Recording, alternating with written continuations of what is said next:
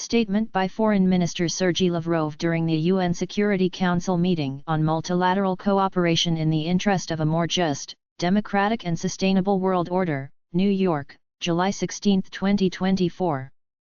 I would like to extend a warm welcome to distinguished dignitaries present in the Security Council chamber. Their participation in today's meeting confirms the importance of the subject under review.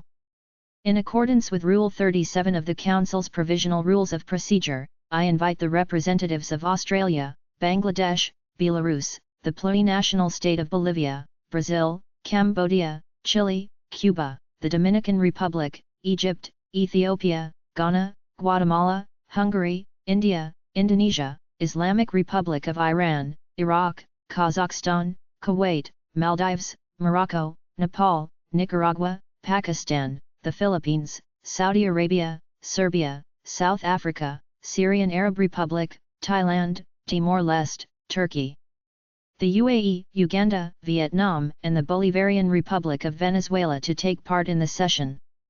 In accordance with Rule 39 of the Council's Provisional Rules of Procedure, I invite His Excellency Stavros Lambrinidis, head of the European Union delegation to the United Nations, to participate in this meeting.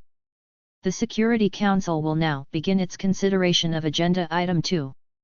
I would like to draw the attention of the Council members to Document S/2024/537, a cover letter dated July 9, 2024 from the Permanent Representative of the Russian Federation to the United Nations addressed to Secretary-General of the United Nations Antonio Guterres for a policy brief on the item under review.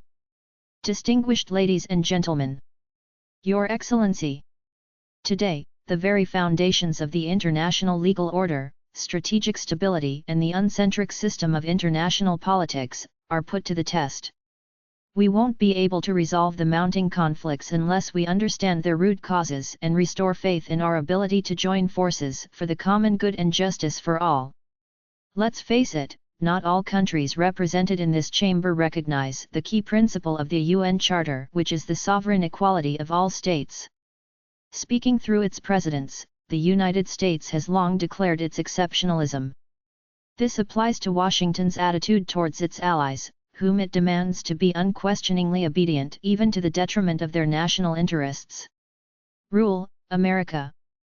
This is the thrust of the notorious rules-based order which presents a direct threat to multilateralism and international peace.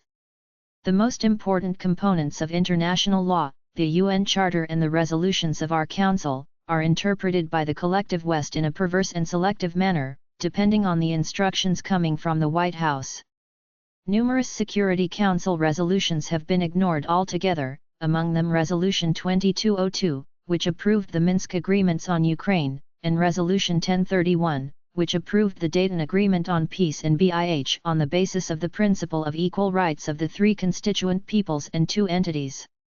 We can discuss endlessly the sabotage of the resolutions on the Middle East.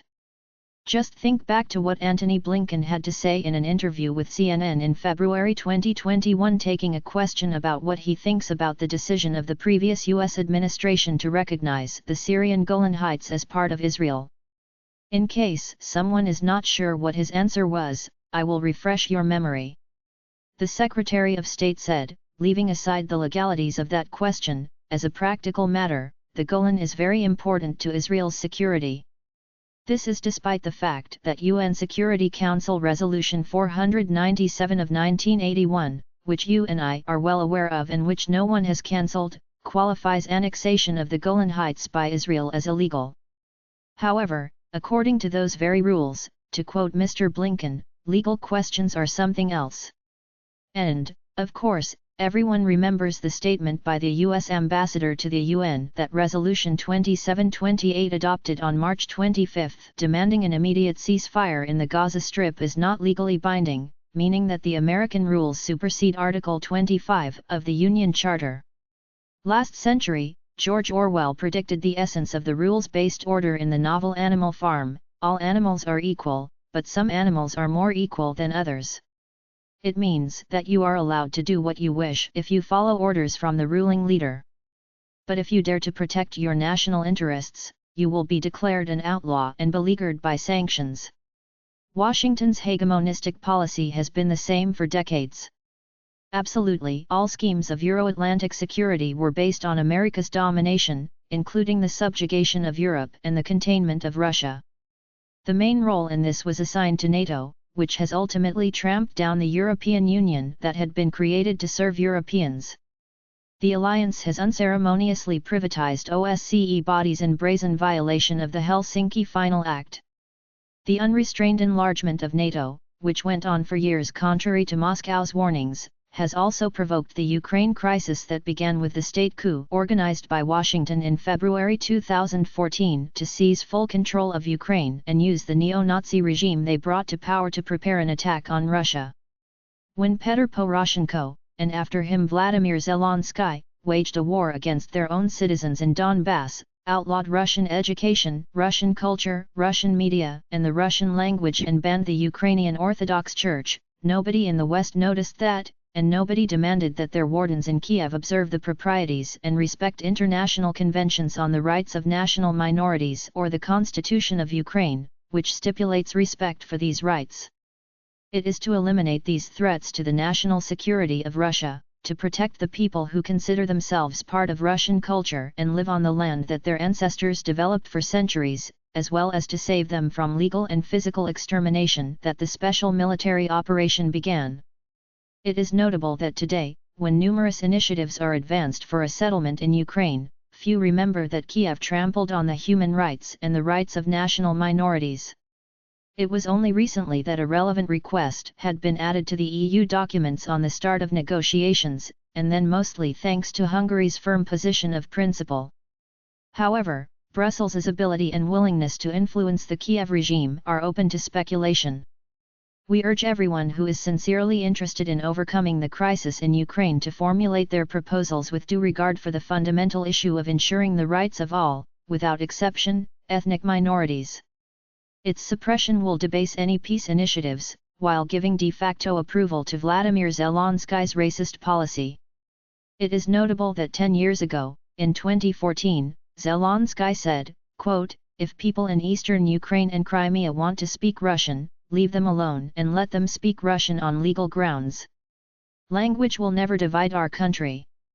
But Washington has disciplined him, and in 2021 Zelensky said in an interview that those who regard themselves as part of Russian culture should pack up and go to Russia for the sake of their children and grandchildren.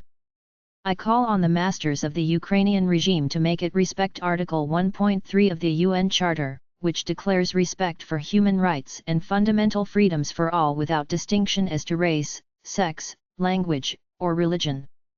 Colleagues, the North Atlantic Alliance is no longer satisfied with the war it has unleashed against Russia by the hands of the illegitimate government in Kiev, nor is it satisfied with the entire OSCE space. Having destroyed almost to the ground the fundamental agreements on arms control, the United States continues to escalate the confrontation. At a recently held summit in Washington, D.C., the leaders of the NATO countries reaffirmed their claims to the leading role not only in the Euro-Atlantic but also in the Asia-Pacific region. They declared that NATO is still guided by the objective of defending the territory of its members, but for this purpose they allegedly need to extend the alliance's dominance to the entire Eurasian continent and adjacent sea areas. NATO's military infrastructure is moving into the Pacific with the obvious aim of undermining the ASEAN-centric architecture, which has for many decades been built on the principles of equality, mutual interests, and consensus. To replace the inclusive mechanisms created around ASEAN, the United States and its allies are cobbling up closed confrontational blocs such as AUKUS and other groups of 4 or 3 countries that are subordinate to them.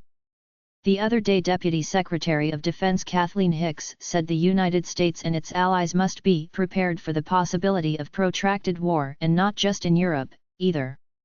For the sake of containing Russia, China, and other countries whose independent policies are perceived as a challenge to hegemony, the West, through its aggressive actions, is breaking the system of globalization, which was originally formed according to its own molds. Washington has done everything to blow up, including literally by organizing terrorist attacks on the Nord Stream pipelines, the foundations of mutually beneficial energy cooperation between Russia and Germany and Europe as a whole. Berlin was silent at the time. Today, we see yet another humiliation of Germany, whose government unquestioningly obeyed the U.S. decision to deploy U.S. ground-based medium-range missiles on German territory. German Chancellor Olaf Scholz said simple-heartedly that the United States has decided to deploy precision strike systems in Germany, and it is a necessary and important decision at the right time. The United States has decided so. On top of it, White House National Security Communications Advisor John Kirby stated on behalf of the U.S. President that they were not seeking a Third World War, since it would have terrible consequences for Europe. A Freudian slip, as they say. Washington is convinced that it is not the U.S. that will suffer from a new global war, but its European allies. If the Biden administration's strategy is based on such an analysis, it is an extremely dangerous misconception. Europeans, of course, must realize the suicidal role they are destined to play. The Americans, having called the entire collective West to arms, are expanding the trade and economic war with the unwanted actors, having unleashed an unprecedented campaign of unilateral coercive measures that are backfiring, primarily, on Europe and further fragment the global economy. The countries of the Global South in Asia, Africa, and Latin America are suffering from the neo-colonial practices of Western countries. Illegal sanctions, numerous protectionist measures, restrictions on access to technology directly contradict genuine multilateralism and create serious obstacles to achieving the goals of the UN Development Agenda. Where are the free market attributes that the United States and its allies have been telling everyone to follow for so many years? Market economy, fair competition, inviolability of private property, presumption of innocence, freedom of movement of people, goods, capital, and services, all of these have been scrapped. Geopolitics has buried the laws of the market that the West once touted as sacred. Recently, we have heard public demands from the US and EU officials for China to reduce overproduction in high-tech industries, as the West has begun to lose its long-standing advantages in these sectors as well. Now, the very same rules have superseded market principles. Colleagues, the actions of the United States and its allies are hindering international cooperation and the creation of a more just world.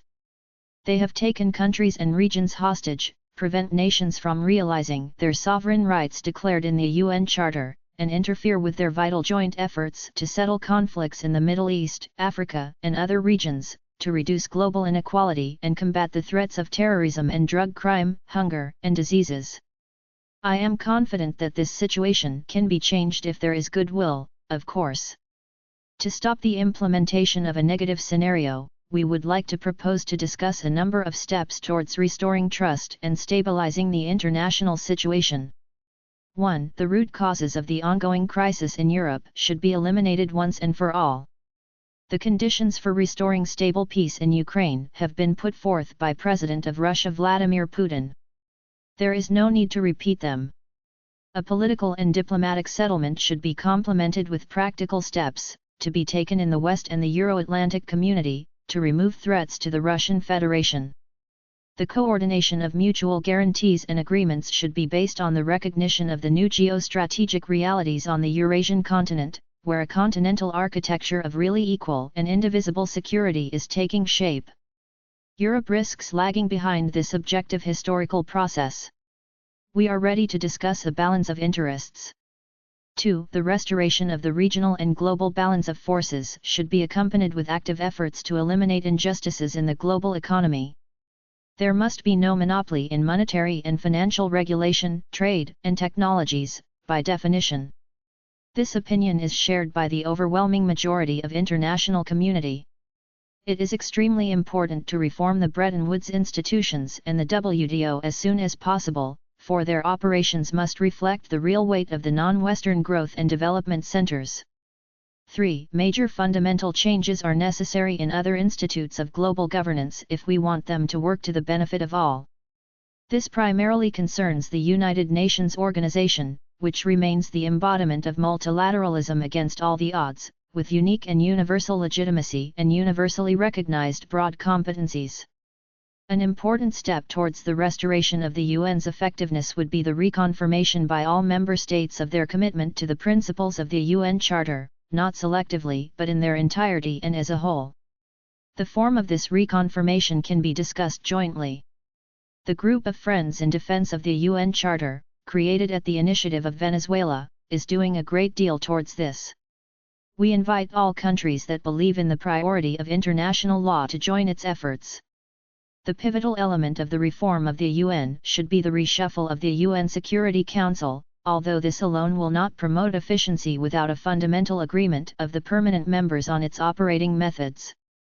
However, this must not hinder the imperative elimination of the geographic and geopolitical imbalances in the Security Council, which clearly has too many representatives of the collective West.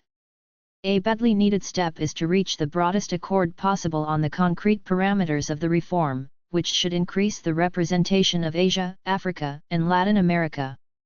The personnel policy of the UN Secretariat should be changed as well to eliminate the domination of Western citizens and subjects in the administrative UN bodies. The UN Secretary-General and his staff must faithfully and with no exceptions comply with the principles of impartiality and neutrality, as it is set out in Article 100 of the Union Charter, which we keep reminding you about. 4. The strengthening of the foundations of multipolarity should not only be promoted by the UN but also by other international organizations, including the Group of 20 where all countries of the global majority and the West are represented. The mandate of G20 is restricted to discussing economic and development issues, and it is important to protect substantive dialogue at this venue from populist attempts to add geopolitical topics to its agenda. This might destroy this useful platform. BRICS and the Shanghai Cooperation Organization are playing an increasing role in the development of a just multilateral world based on the principles of the UN Charter. Their member states represent different regions and civilizations whose interaction is based on equality, mutual respect, consensus, and mutually accepted compromises, which is the golden standard of multilateral cooperation involving great powers. Regional associations have practical significance for the development of multipolarity, including the CIS, the CSTO, the EAEU, ASEAN, the Gulf Cooperation Council, GCC, the Arab League, the African Union and CELAC.